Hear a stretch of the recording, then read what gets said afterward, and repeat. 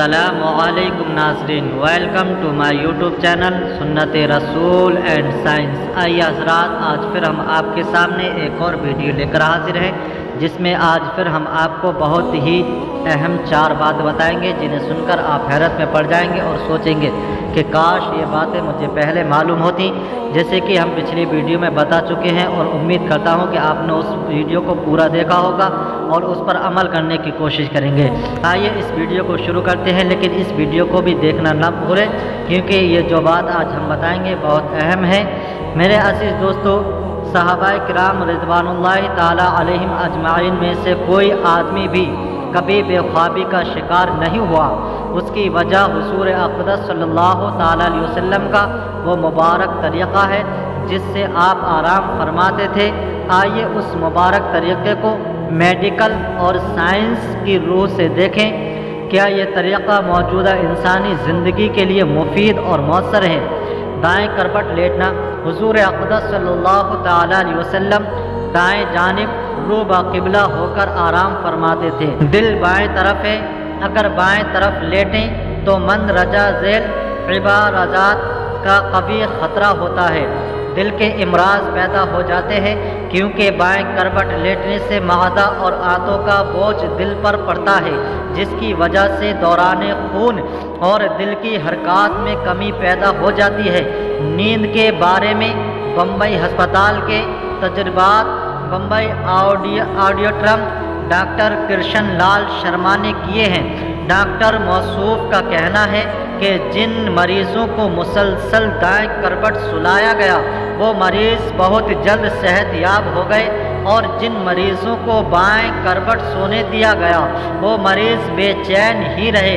جدید تحقیق سے یہ بات اظہر من الشمس ہے کہ دائیں طرف سونا دل اور معدے کے امراض سے بچاتا ہے، حتیٰ کہ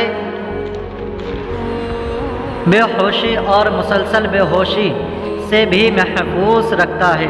صاحب مدارج النبوہ نے اس کی حکمت یہ نقل کی ہے کہ چونکہ بائیں جانب دل ہوتا ہے، اگر اس کربٹ کے بل سویا جائے تو نیند بہت گہری آتی ہے، حتیٰ کہ آدمی اپنے آپ سے بالکل بے خبر ہو جاتا ہے، ہلکی آہٹ پر بھی آنکھ نہیں کھلتی۔ ظاہر ہے کہ ایسی نیند محمود نہیں، اور اگر دائیں کربٹ سویا جائے تو دل معلق رہتا ہے اور شدید گہری نیند نہیں آتی، یعنی ذرا سی آہٹ پر آنکھ کھل جاتی ہے۔ اس طرح خدا نخواستہ کسی بھی ناگہانی صورت میں انسان اپنی اور اپنے اہل و عیال کی حفاظت کر سکتا ہے، اور صبح کی نماز کے لیے آسانی سے آنکھ کھل جاتی ہے۔ اس لیے حضور صلی اللہ تعالی علیہ وسلم دورانی سفر اگر صبح کے وقت کبھی آرام فرماتے تو دایاں بازو کھڑا کر کے ہتھیلی پر سر رکھ کر آرام فرماتے، تاکہ نیند زیادہ گہری نہ آئے اور نماز فجر قضا نہ ہو جائے۔ اس طرح حضور صلی اللہ تعالی علیہ وسلم نے زندگی گزاری۔ میرے عزیز دوستو، اوندھے منہ لیٹنے سے تمام اعضائے ہضم اور اعضائے رئیسہ اوندھے اور بے ترتیب ہو جاتے ہیں۔ اس کا سب سے پہلا نقصان دماغ پر پڑتا ہے۔ دماغی لہریں اپنی ترتیب سے ہٹ کر دوسرا منفی رخ اختیار کر لیتی ہیں، حالانکہ وہ مسلسل مثبت انداز سے انسان کو فائدہ پہنچاتی ہیں۔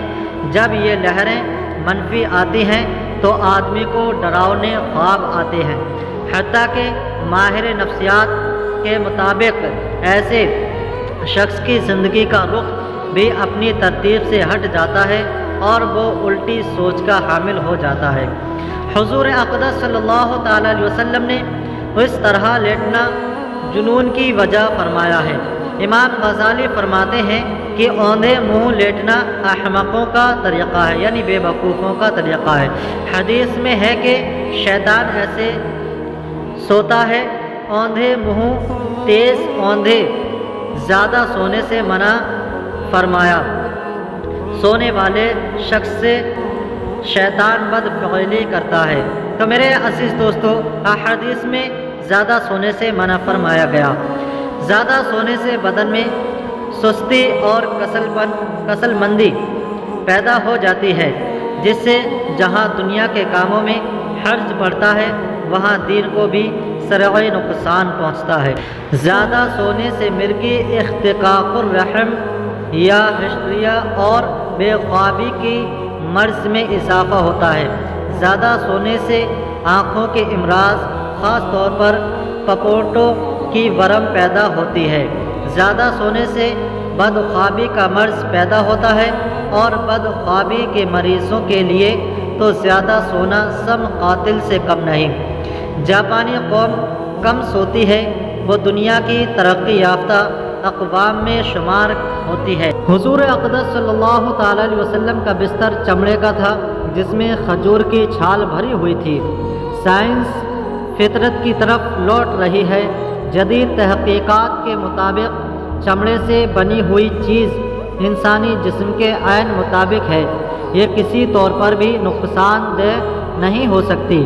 میرے عزیز دوستو، امریکن کونسل فار ہیلتھ اس ادارے نے اپنی حالیہ رپورٹ میں چمڑے کا ذکر بھی کیا ہے۔ ان کا کہنا ہے کہ چمڑے کا بستر بواسیر، کمر کا درد، اعصابی کمزوری اور عضلاتی کھنچاؤ کا واحد علاج ہے۔ سائنس اور اس کی تمام مشینری پھر سے سائنسی علوم کو کھنگال رہی ہے کہ اس میں کہاں کہاں شفا ہے، اور شفا صرف سنت میں ہے۔ کھجور کی چھال ریشہ دار ہونے کی وجہ سے فوم کی مانند نرم ہوتی ہے، لیکن نقصان فوم جیسا ہرگز نہیں ہوتا، اس لیے یہ مفید ہے۔